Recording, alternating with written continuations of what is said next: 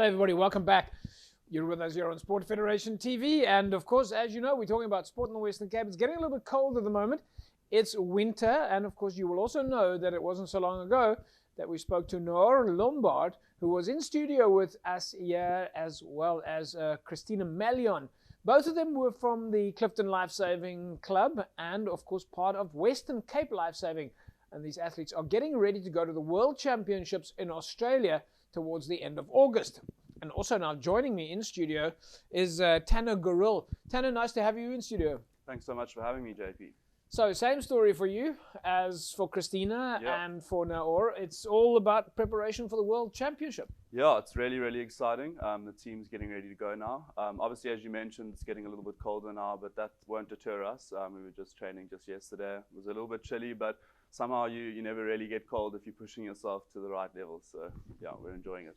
So just like we spoke with Noor, just tell us a little bit about the build up to this before it got to the point where you guys were decided as athletes that were allowed to represent South Africa. You obviously went to a provincial championships and a national championships. Yeah, so the guys that are on the SA team have been working at this for quite some time now, and we as a club decided about a year ago that we wanted to set our sights on the Interclub World Champs as well. Luckily, it coincides with the SA team tour. So they go first, and we sort of follow after that. And we got commitment from the guys to stay on for Interclub, and we're going to go and join them there and see what we can do. How did Team Western Cape do at the champs? Or because you guys had two competitions, you had one which was the nationals, and then you had the interclub champs. Yeah, so the championships went really well. The team put on a good show in PE, I believe, and it was really awesome to see. And yeah, from our side as well, we've been putting on a lot of work in the off season now, just following those champs, because obviously it's quite tricky, coming off the end of a full season and trying to maintain your fitness for the world champs that are happening end of August, September. So yeah, it's a tricky challenge, but the guys are doing really well to achieve it. Yeah, so I think that must be an interesting concept for you guys, because you are getting ready for world championships and you really are finished with your season. So you've worked so hard through the season, giving it all, and then most guys would actually have a bit of a break, let the body recover. But for you guys, you've got to stay on it. Yeah, I think people seem to think of life saving, especially in the Western Cape where it gets cold in winter, as a summer sport. But it's that's sort of a past thinking. These days, it's a full season, a full year of training usually. So I mean, if you want to go to World Champs as well, you've got to keep training.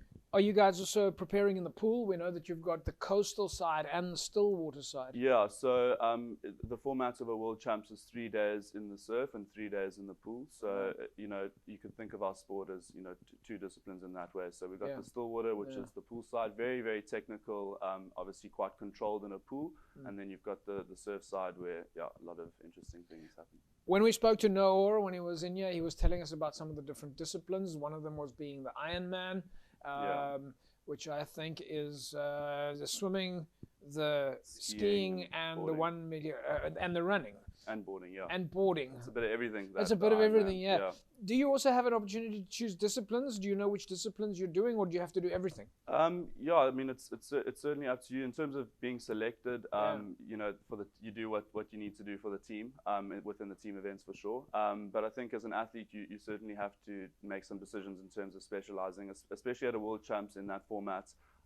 It's thousands of, especially at Australia now, it's going to be thousands of lifeguards from around the world, multiple heats. So to imagine yourself doing everything is a bit unrealistic. For you though, do you know what you're going to be competing in? Yeah, personally, I'm more of a water athlete. So obviously there's beach, with regard to the surf, there's beach and sort of running events and ocean events. So for me, I prefer a bit of board paddling and events happening on the water. I'll try to keep up with Noor in the Ironman, but it's so you're doing the Ironman? Tricky task, yeah. Yeah, sure. Is that part of it? Yeah. Yeah, I think most of us, would give a crack at the Ironman for sure. Okay, all right. Yeah. So tell me a little bit about your training at the moment. Going to a World Championships, the preparation that you guys have to do is next level. Yeah, I think as a club, as Clifton Surf Lifesaving, our mission and our mission statement, I should say, and our vision is to serve communities through the world-class provision of water safety, drowning prevention, and sport programs. And so, we put a lot of effort on and off the beach to make these things happen, and we're hoping to inspire everyone in the Western Cape and our fellow clubs to do the same. It's a very special thing for us to go to World Champs after some time not going, and yeah, as I said, to be going to the epicenter of lifesaving in Australia. I think as a club, it's just a perfect opportunity for us to go and learn so much about everything in lifesaving. So, you know, as much as it's about the results and we're working really hard and we've got our eyes set on a few things, it's more about becoming better lifeguards and inspiring others and leading the life-saving charge for our federation, for sure. You guys spending time on the road, you're spending time on the ocean at the moment. I mean, it's bitterly cold. I don't know how you prepare in this cold weather. I suppose you get used to it. But we're from Clifton, so it's hard to escape the cold even on a hot day in summer. But yeah, as I said, the team is super dedicated to this. We had our eyes set on this for a while now, and it's something that we're gonna make a big deal of. So the cold's not gonna deter us. You'll need to find something else. The South African warrior spirit coming through there. We actually, ironically, our Wednesday training session is called Winter Warriors. So we do a Winter Warriors session on a Wednesday, and that's quite literally, no matter what the weather is, we will train. So yeah, that's pretty much the ethos that we've got going for most of our training right now. It's quite amazing. We know that the amount of dedication you guys have in life saving, and how much you guys actually serve the public, and that many of the publics, their lives are in your hands, and the support that you guys give, I think, is quite amazing. And of course, this is a self-funded tour for you guys. You're not in the professional space where people are paying for your flights and accommodation and all that. Clifton Lifesaving has got some fundraising initiatives in place. Tell me about that. Yeah, so as you mentioned, we're a volunteer organization, and what's so special about our sport and our federation is that, you know, as Noor pointed out last interview, and I like what he said, lifesaving is twofold. We do the racing, we do the training, you know, for our main purpose, which is drowning prevention, and to be able to help so many people. And as you said, the tour is completely self-funded, and we're going there to become better lifeguards. So we're running a series of fundraising initiatives at Clifton. We've got a donation page that you could reach out to any of us to get, and also you could reach us through our social media. You could send us a message if you'd like to support. We've got a weekly fun run going on in our area. We change between Maidens Cove and Camps Bay, which is a cool opportunity to come down and check the team out and support us. So yeah, find us on social media and give us a shout. So folks have got a chance here to support the Clifton Lifesavers and the athletes that are going part of Team Western Cape. And these costs are obviously, or funds that are raised, goes towards things like traveling costs, accommodation costs, maybe even some pre-training, but primarily to get you guys there and look after you while you're there. Absolutely, yeah.